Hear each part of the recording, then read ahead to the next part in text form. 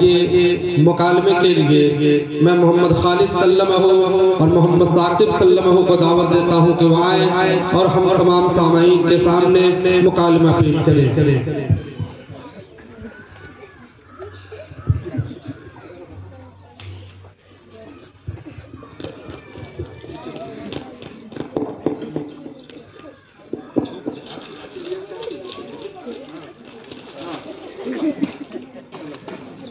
सलाम अलैकुम बाबू। का हो चाचा सलाम करे के लूर नहीं के तो केंगा सलाम करे के चाहिए बाबू, तनी बतईबा हमरा के। अस्सलाम वालेकुम। ए तरह हमने के नबी साहब सल्लल्लाहु अलैहि वसल्लम बतैले बारन। बड़ी जानकार बुझाता रहे बाबू, कहीं पढ़े लगा? हाय चाचा हम मदरसा सिद्दीकिया आलमपुर में पढ़ी ले। बड़ा अच्छा मदरसा बा, ऐसा मदरसा तो हम आज ले ना देखनी। ए बाबू तो मदरसा में अवरी काम पढ़ावल जाला? हमार मदरसा में कुरान शरीफ हदीस मसला के किताब ओकर अलावा हिंदी हिसाब सब पढ़ावल जाला। और जानो तो चाचा दुआ दरूद रियाज करावल जाला और लड़कन के अदब भी सिखावल जाला। दुआ दरूद और अदब सिखावल जाला। तो एगो बात बतावा, तेरा जनाजा के दुआ याद होगी? हाँ चाचा तू कह तो सुना दी। हाँ बाबू सुनाओ तो। बिस्मिल्लाहिर्रहमानिर्रहीम। बालिग मर्द औरत की जनाजा की दुआ।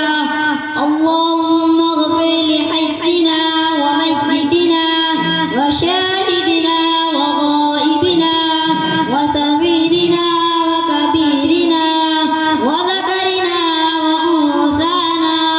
अल्लाहुम्मा मन अह्ययतहु मिन्ना फ़अह्यिही अलल इस्लाम व मन तवफ़्फ़यतहु मिन्ना फ़तवफ़्फ़हु अलल ईमान। नाबालिग लड़के की जनाजा की दुआ।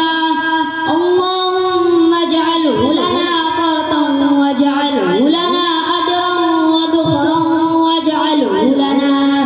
वजअलहु लना शाफ़िअन व मुशफ़्फ़अ।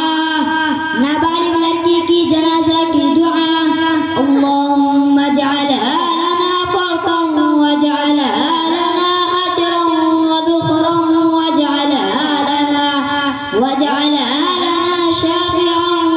शाफ़िअतन व मुशफ़्फ़अ। हाँ बाबू ये तो बहुत अच्छा मदरसा बा हो। अपना जिला में ऐसा मदरसा के तो बहुत जरूरी बा।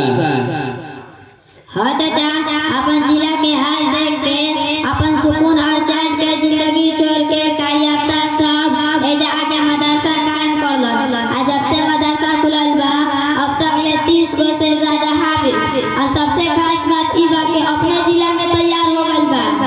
अरे बाबू तनी बताओ ई बात तनी हमरा के खाए के दुआ बताइबो? देखो खाना खाए से पहले बिस्मिल्लाह व अला बरकतिल्लाह पढ़ के खाना खाए के चाहिए। एकर पढ़ला से का फायदा बा? फायदा पूछा तारा फायदा। एक फायदा तो इतना बा कि जब तेरा जानकारी हो जाई तो तू भूलाइयो कि बिस्मिल्लाह ना छोड़बो। ए बाबू तनी बताओ कि हम जान ले और हमरा संगे संगे ऐसा भाई लोग जे हमरा उम्र के बा सब लोग जान ले हो। तो सुना चाचा बिस्मिल्लाह पढ़ला से खाना में बरकत होला और शैतान के जाल ना गरेला और आदमी को बुझाला के कनिया से खाना में हमार पेट दुम हो गल और ढेर फायदा भाई निचोड़ बताइनी हम। अरे बाबू बेरा नहीं खाना था और पूछती इतना जानकारी भाई। अब हमार बेटा तो पढ़ लिख लेलन सन, अपना पोता के ये मदरसा में पढ़ाई बड़ी नीमन मदरसा बा। ठीक बा ईद बदले गई हो हम अपना मोहतमीम साहब से कह सुन के दाखिला करा दे हम ध्यान दे। ठीक बा सलाम अलैकुम। फिर सलाम अलैकुम कहता अब के तो बताइनी है अस्सलाम अलैकुम कहे के चाहिए। अरे बाबू भुला गई बुढ़ापा में बतिया याद नहीं कर रहा। अस्सलाम अलैकुम। वालेकुम अस्सलाम व रहमतुल्लाह